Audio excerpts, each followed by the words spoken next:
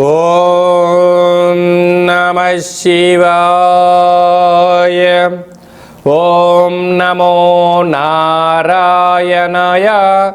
నరదృష్టి నివారణ కాళభైరవాయ నమో నమః. ఓం కాళకాలాయ విద్మహే కాళాతీతాయ ధీమహి తన్నో నరదృష్టి నివారణ కాళభైరవ ప్రచోదయాతు. హరి ఓం. మా ఛానల్కి స్వాగతం. చూస్తున్న వీక్షకులకు, ప్రేక్షకులకు, ప్రియ కాళభైరవ భగవద్బంధులకి స్వాగతం పలుకుతూ, జ్యోతిష్య అభిమానులకు, సనాతన ధర్మ సంరక్షకులకు అందరికన్నా ముందుగా చైత్ర పూర్ణిమ శుభాకాంక్షలు. చైత్రమాసం అనగానే మనకు అందరికీ గుర్తొచ్చేది వేసవి కాలం.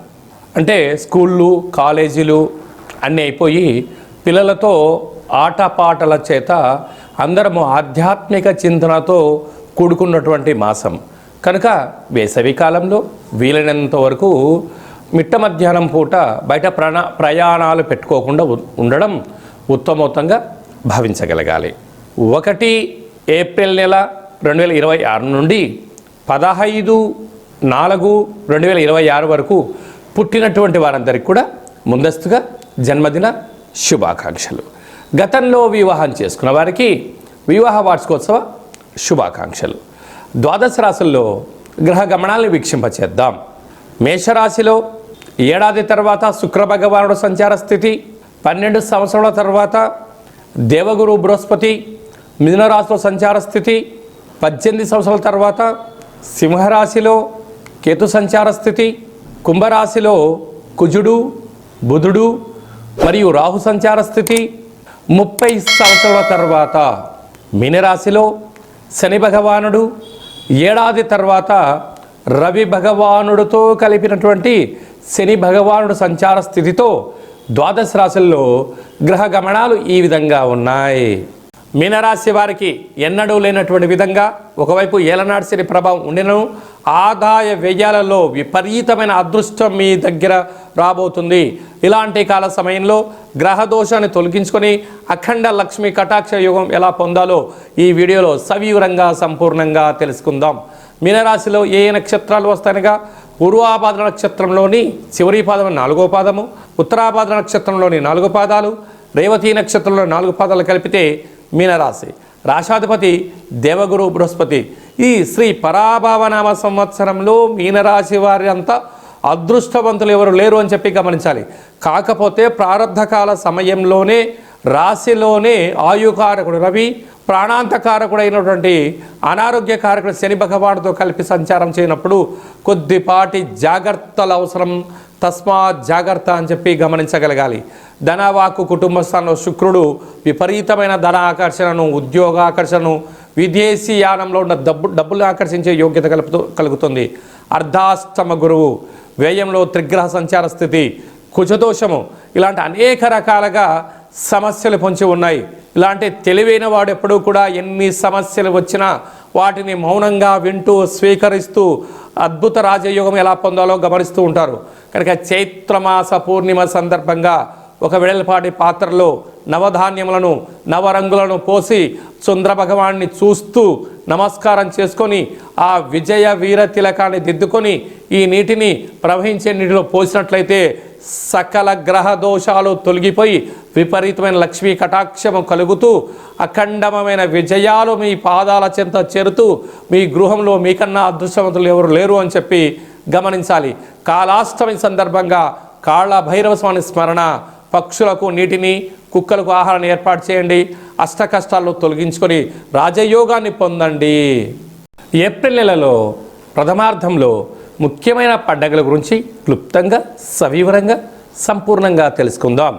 మనకు 2వ తారీఖు ఏప్రిల్ నెలలో చైత్రమాస పూర్ణిమ అంటే విశేషమైనటువంటి పూర్ణిమ తిథి ఎందున, అంటే తెలుగు ఉగాది ప్రారంభమైన తర్వాత వచ్చేటువంటి మొట్టమొదటి పూర్ణిమ కావడం వలన తప్పక మనమందరము కూడా వీలైనంత వరకు గృహంలో శక్త్యానుసారంగా శ్రీ రమా సహిత సత్యనారాయణ స్వామి యొక్క వ్రతము, అలాగనే రాత్రిపూట చంద్రోదయ దర్శనం చేసుకోవడం వలన సంవత్సరాంతము అఖండమైనటువంటి చంద్రుడు ఆకాశంతో వెలుగులు ఎలా ప్రసరిస్తూ ఉంటాడో మన జీవితాల్లో అన్నింటా విద్యలో, ఉద్యోగంలో, వివాహంలో, సంతానంలో, రాజయోగంలో సకల భోగ భాగ్యాలతో ఆనందంగా ఉంటాము అని చెప్పి గమనించాలి.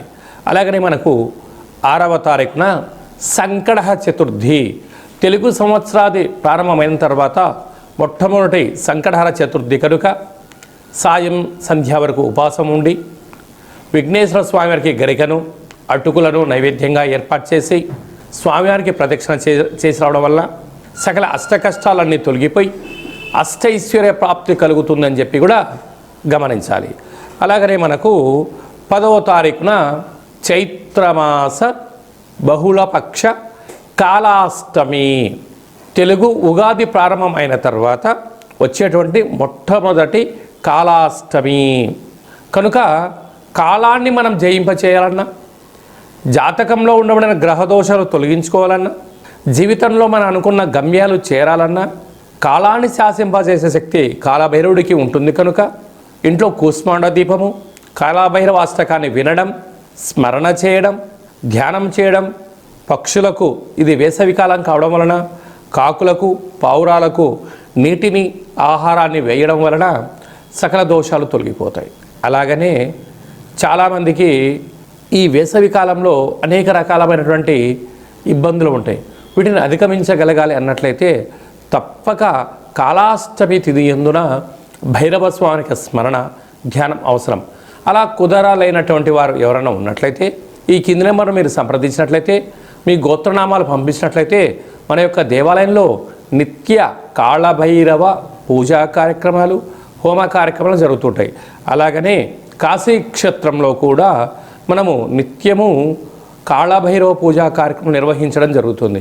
కనుక మీ గోత్రనామాలు పంపించగలిగినట్లయితే మీకు అక్కడ పూజ చేయించి వీడియో కాల్ ద్వారా ప్రత్యక్ష ప్రసారాన్ని చూపిస్తూ కాళభైరవుడి యొక్క ఆశీస్సులను మీకు అందజేయడం జరుగుతుందని చెప్పి గమనించాలి. కనుక మీ యొక్క వ్యక్తిగత జాతకం తెలుసుకోవాలనుకుంటున్నారా?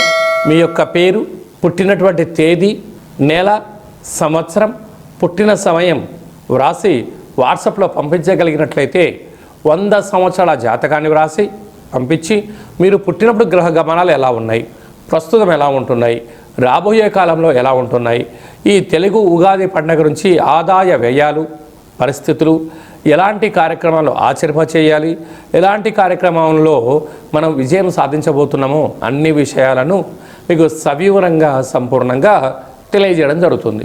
డేటా బర్త్లు లేనటువంటి వారికి పేరు యొక్క మొదటి అక్షరాన్ని అనుసరిస్తూ రాశి స్థితిగతులను తెలియచేస్తూ రమణ శాస్త్రం ద్వారా అనగా గవ్వల ద్వారా కాళభైరవ ఉపాసన చేత భూత భవిష్యత్ వర్తమానాన్ని గవ్వల జ్యోతిష్యం ద్వారా తెలియజేయడం జరుగుతుంది.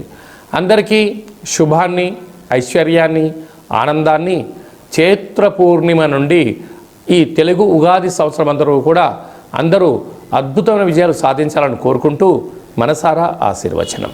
ఓం శతమానం భవతి శతాయు పురుష సతేంద్రియ ఆయుష్యేవేంద్రియే ప్రతిష్టతి. ధనం ధాన్యం బహుపుత్రలాభం శత సంవత్సరం దీర్ఘమాయు. సర్వే జనా సుఖినో భవంతు. లోకా సమస్తా సుఖినో భవంతు. సర్వం కాళభైరవ దేవతార్పణమస్తు. హరి ఓం. ఈ వీడియో మీకు నచ్చినట్టయితే మా ఛానల్ని సబ్స్క్రైబ్ చేసుకోండి, గంట సింబల్ ప్రెస్ చేయండి, ఆల్ బటన్ కూడా తెలియచేయండి. ఈ భక్తి సమాచారాన్ని భగవద్బంధులకు, మిత్రులకు, స్నేహితులకు చేరవేయండి. హిందూ ధర్మాన్ని కాపాడండి.